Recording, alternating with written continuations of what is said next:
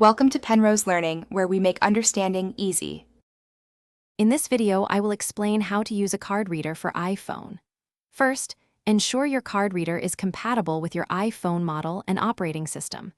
Most readers connect directly to your device's charging port, whether it's a Lightning or USB-C connection. You'll also need to download the specific app associated with your card reader, such as Square or PayPal here, to process payments effectively. This setup is crucial for smooth operation.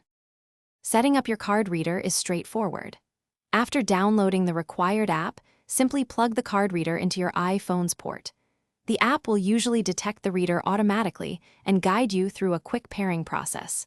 This might involve confirming a code or pressing a button on the reader itself.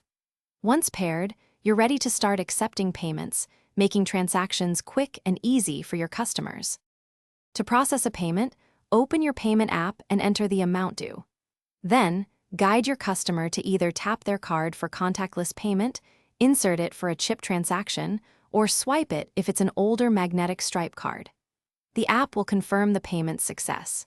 You can then offer to send a digital receipt via email or text message, providing convenience and a paperless option for your customers. For optimal performance, always ensure your iPhone has a strong internet connection, either Wi-Fi or cellular, as most transactions require it. Also, remember to keep your card reader fully charged to avoid interruptions during busy periods. Regularly update both your payment app and iPhone's operating system for the best security and features.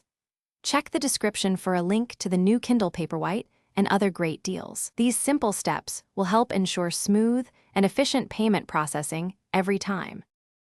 Thanks for watching. If this was helpful, leave a like and consider subscribing. See you next time.